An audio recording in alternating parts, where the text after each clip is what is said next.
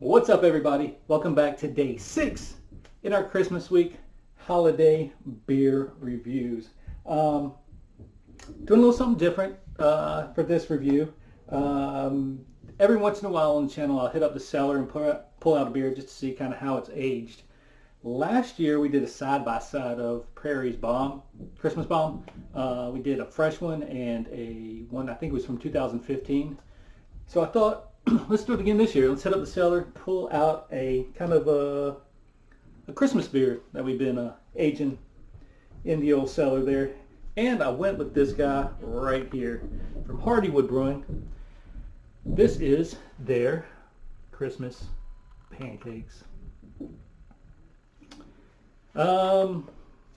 This guy was canned on 10/20 of 21. That'll pick up there. There it is, 10/20/21. So 2 years and a couple months in the can. Yeah, they put these Hardywood every year puts out like a bunch of like beers around this time. And Christmas Pancakes is usually a pretty staple one that kind of comes out every year. This guy is an Imperial milk stout with spices, honey, and maple syrup. Clocking in at 9.2% ABV, 55 IBUs, 1 pint can.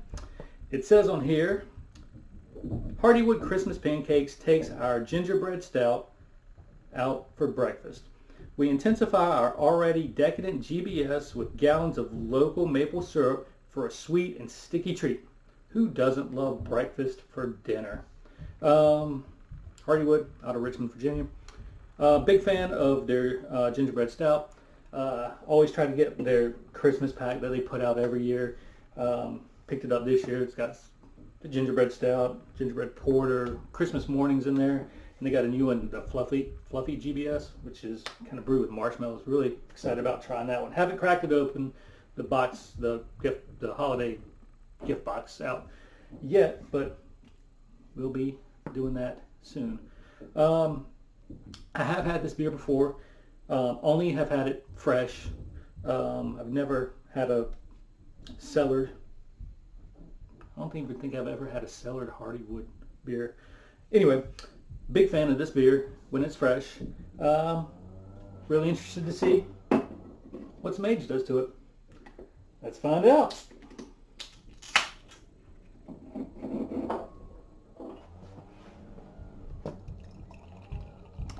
Kind of pours cola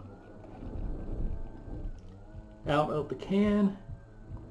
Once it hits that glass, it is pretty much pitch black. Is a little bit of kind of a dark amber coming in through down at the little base there. We've got a little under 1 finger, kind of khaki head going on here. A little mocha colored khaki head. Nice head. Sticking to the glass pretty nicely.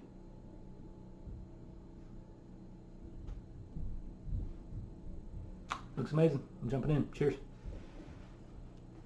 Get a nose first. Yeah, I'm still picking up a lot of maple on this guy. Not a lot of the spices, not picking up a lot of spice. A lot of maple. There is kind of a slight maltiness to this.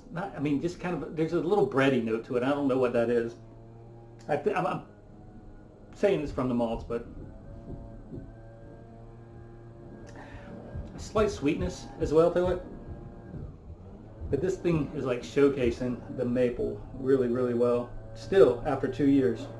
Let's see if it's on the taste. Cheers.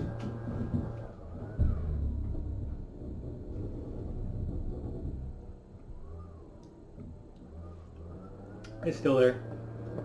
Still packs a punch of that maple. Straight off.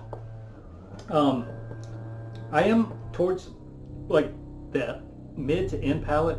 I do pick up some of those ginger spices, those like gingerbread type spices on there. Maybe some cinnamon as it finishes as well.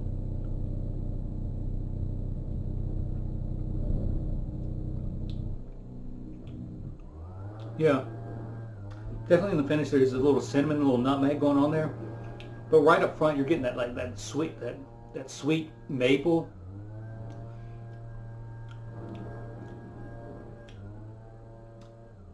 And picking up a little bit of that honey as well. It's kind of a mix of that like maple and honey that's giving this beer kind of its sweetness.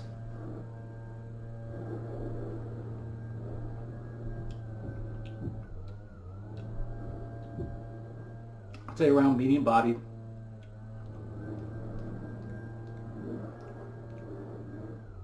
Yeah, that's really good. The sweetness kind of lingers a little bit at the finish, but it's nice because like those spices kind of come in and kind of like balance out kind of that sweetness that you get right up front. At the end, those spices when they come in kind of balances out that sweetness that you're getting.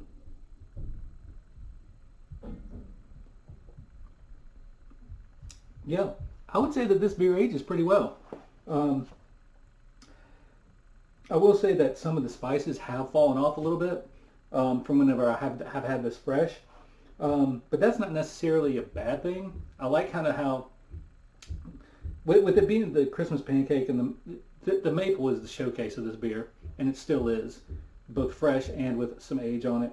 I'm not too mad that the spices have fallen off a little bit because I still pick them up on the end, and it helps cut that sweetness that's like kind of throughout this beer.